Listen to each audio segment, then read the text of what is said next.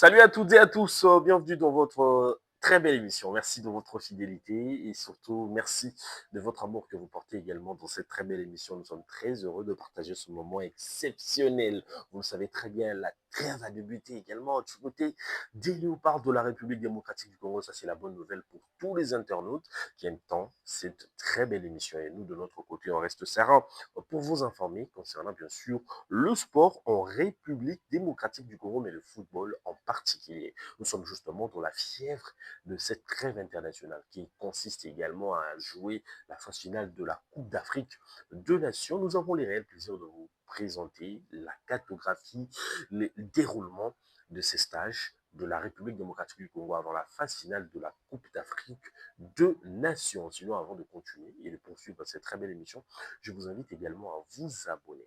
Sinon, quand vous vous abonnez là, ça nous donne également l'accès de bien vouloir justement continuer à avoir la force de vous révéler beaucoup de choses concernant l'équipe nationale congolaise. Il y en a tant, il y en a beaucoup de choses concernant bien sûr l'équipe nationale congolaise. Il se pose beaucoup de choses et il faudrait justement les dire à haute voix puisque ça nécessite également un intérêt quelconque pour aider les sportifs congolais, aider ceux dont qui aiment tant l'équipe nationale, aider ceux dont qui ont l'amour pour l'équipe nationale congolaise, de bien vouloir comprendre ce qui se passe également dans la tanière de la sélection nationale congolaise. On va justement avoir l'occasion de bien vouloir échanger sur beaucoup de questions, des choses qui fait en sorte que l'équipe nationale congolaise puisse évoluer et c'est donc qui bloque un tout petit peu l'équipe nationale congolaise. J'aimerais justement d'abord commencer par la question de maillot de l'équipe nationale congolaise. Comment on commence le stage?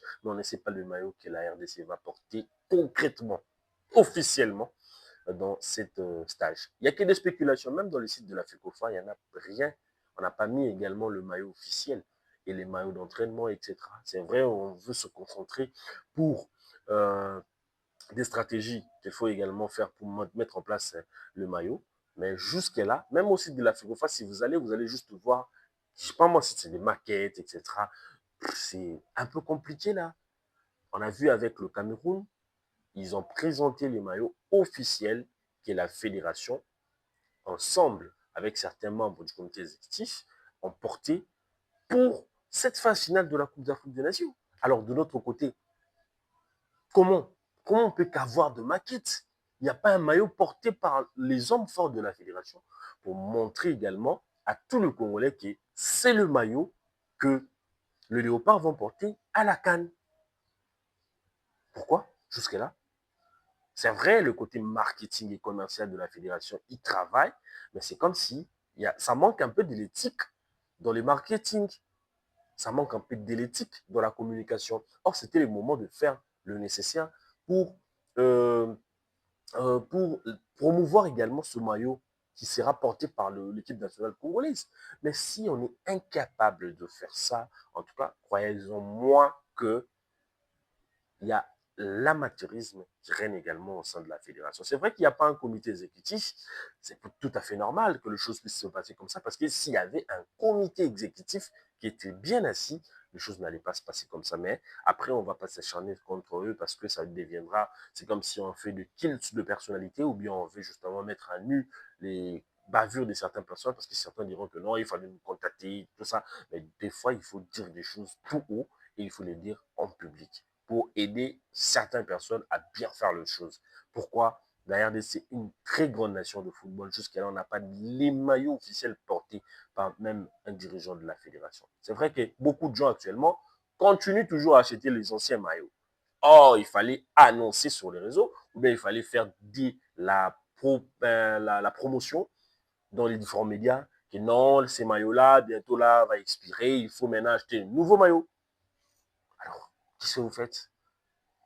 Qu'est-ce que vous faites concrètement? Donc, c'est un peu ça. On va justement poursuivre cette très belle émission. Déjà, d'emblée, vous allez d'abord comprendre que la tanière déjà commence à s'agrandir parce que c'est depuis hier que le rassemblement a débuté.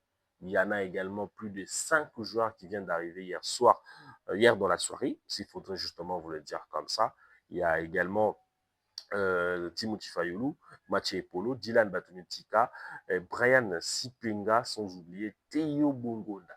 qui est le premier à arriver dans la tanière de la sélection nationale congolaise. Donc ça montre que la République démocratique du Congo, peut-être pour la journée d'aujourd'hui, va s'afficher un peu en masse, avant bien sûr d'avoir le lundi l'effectif au grand complet, parce que c'est précisément le 15 qui est la Fédération internationale de football association avait autorisé que le club puisse lui mettre à la disposition des équipes nationales le différents joueurs qui évoluent dans ce club-là. Alors, c'est très important de l'avoir tous au sein de la tanière, et puis ça donne un peu l'impression que les choses vont très bien se passer avec Sébastien Desabre, puisqu'il n'a pas également bougé à sa ligne, sauf qu'il y a Dylan qui est revenu dans la sélection. Alors, tous les Congolais sont contents, mais le vrai problème, c'est les cas à Femi Kopouloulou. Il y a certaines personnes qui m'ont également qui ont écrit des choses sur le commentaire dans notre dernière vidéo, justement concernant également le dossier d'Afemi Kopouloulou qui était monté à la présidence de la République. C'était un dossier qu'il fallait aussi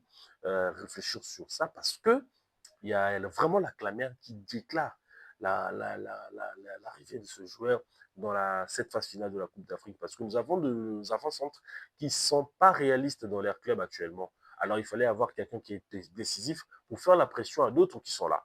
Mais après, quand on n'a pas cette tendance-là de les avoir, ça dérange un tout petit peu. Ça dérange. Alors il fallait faire le nécessaire, mais malheureusement, rien ne bouge du côté de Sébastien Desabre. Mais sinon, il reste fidèle également à ses options. Alors, les dossiers ont été montés à la présidence de la République. C'est vrai, ils n'ont pas assez les droits de trancher sur un cas ou sur un dossier, mais quand même, je vous informe que le dossier est monté. Il y a eu un traitement limité. Voilà. Vous allez comprendre qu'il y avait aussi des problèmes avec les histoires de la guerre, etc. Les gens étaient beaucoup pris avec la jeunesse, etc. Donc, il ne fallait pas également s'emballer dans tout pour éviter également de faire la cacophonie. Donc, c'était un peu ça. Mais je vous ai juste informé et il faut vraiment le mettre dans vos têtes. Alors, concernant toujours cette préparation, la RDC aura une courte préparation, puisqu'ils démarrent le 15, le 18, ils sont justement ils sont du côté de Maroc. Ils vont rallier directement au Maroc de l'Espagne à Alicante. Donc, c'est une ville que la RDC va préparer pendant quelques jours l'équipe pour la Coupe d'Afrique des Nations. Alors, en quittant là-bas, ils seront directement le 18 du côté, bien sûr, de Maroc pour effectivement faire la mise au vert, le photo officiel avec le maillot, tout ça. Donc, il y a eu aussi beaucoup d'exigences concernant ce maillot. La qualité des maillots, donc il fallait faire les maillots un peu plus bien pour éviter également ce que nous avons pu également voir la dernière fois. Et puis les retards concernant les pays qui sont un peu loin de la RDC. Donc, il y a eu beaucoup de discussions autour du maillot, tout ça. Donc, parce qu'il y a une réunion technique pardon, avant le début de chaque compétition. Et puis, il faut être là un peu 24 heures ou 48 heures avant la phase finale de la Coupe d'Afrique de Nations. Et puis, concernant également les courts séjours que nous avons du côté de l'Espagne, la RDC va affronter la Zambie le 16, 2 jours avant son déplacement pour le Maroc. Ce sera un match amical assez important. La dernière fois que nous avons joué également la Zambie, c'était à la Cannes en 2023. Les scores, c'était des 1 but partout entre la RDC et cette très belle formation. Je me rappelle également de ces buts qui a été marqué par Yohan Wissa après que cette formation zambienne puisse ouvrir le score à la 23e minute de jeu, et puis à la 27e minute, soit 5 minutes plus tard, Cédric Bakambu qui fait une passe décisive à Yohan Wissa qui remet les choses en égalité. Donc c'était très important pour les RDC, et on va revenir également face à cette très belle formation. Je crois qu'ils vont jouer aussi la Coupe d'Afrique, donc ça sera également important de bien vouloir livrer un match, question d'évaluer aussi les niveaux de notre équipe nationale congolaise. Et puis il y a également cette fameuse déclaration de Vincent Kompany, qui est le belgo-congolais, donc l'entraîneur actuel de la formation de Bayern de Munich. On lui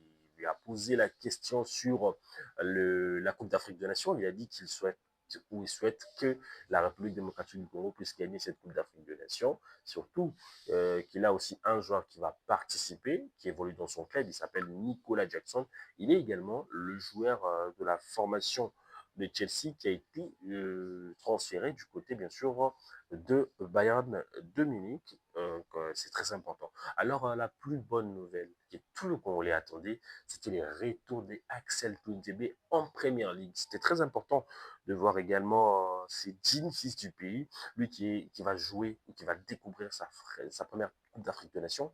C'est très important. La dernière, il a manqué comme ça et il fallait que ces derniers puissent avoir encore accès à participer dans cette Coupe d'Afrique des Nations. Alors, il sera bel et bien là. Parce que c'était hier, il a joué également avec la formation, bien sûr, euh, de Burnley, dans le championnat de la première ligue. Vous allez justement comprendre ensemble avec moi. C'était justement un match très important. Attendez, je vais justement vous donner les résultats de cette rencontre parce que il y en a plein qui ont du mal également à avoir quand même une idée sur cette très belle affiche qui est le joueur international congolais Axel Tuanzebe avait livré au sein de cette très belle formation. Et malheureusement, j'ai du mal également à voir cela. Hein. Apparemment, ils ont perdu, hein, si je ne me trompe pas. Ils ont pu également s'incliner parce que c'était un match très important pour cette très belle formation. Mais après, vous allez comprendre ensemble avec moi qu'il faut forcément redresser les tirs. Donc, c'était très important. Voilà, ils ont perdu, comme je l'ai vraiment dit. Et c'était par un score de 3 contre 2.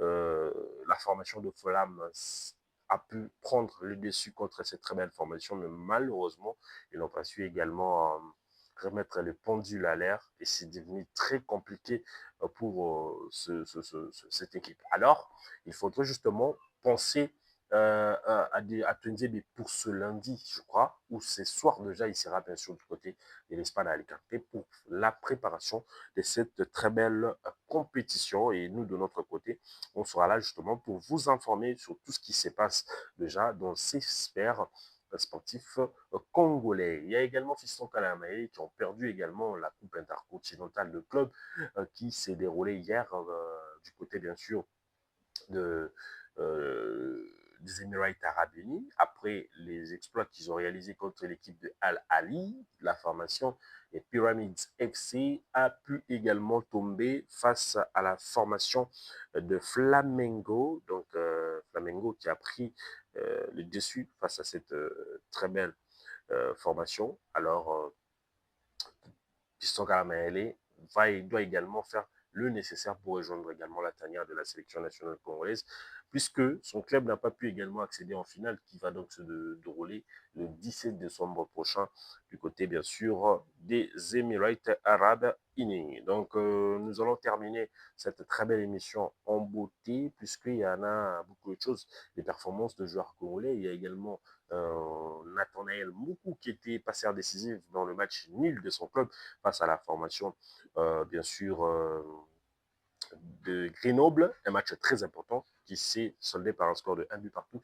Et puis, il y aura une très mauvaise nouvelle que j'aimerais justement vous l'annoncer, puisque ce sera également très difficile et très compliqué. Déjà ce week-end, l'équipe de Noah Sadiki va affronter celui de Newcastle. On espère bien avoir nos deux joueurs internationaux sur les terrains. Il y a également l'entraîneur de la formation de Newcastle qui, de son côté, annonce que Yohan Wissa pourrait être titulaire dans ce match. Et nous, de notre côté, on attend impatiemment que ce joueur puisse également être dans l'aire de jeu avant, bien sûr, de rejoindre, pardon, lui ne rejoindra pas, avant, bien sûr, la trêve internationale. Alors, on va finir avec cette mauvaise nouvelle de ce joueur international congolais, Chico Ushindi, qui nous a laissé hier des suites d'une courte maladie contre toute attente. Et vous allez comprendre ensemble avec moi que c'est digne fils du pays n'a pas pu également relever la tête après cette maladie. Il a succombé et avant bien sûr de bien vouloir rejoindre son club parce qu'il était justement un peu souffrant et après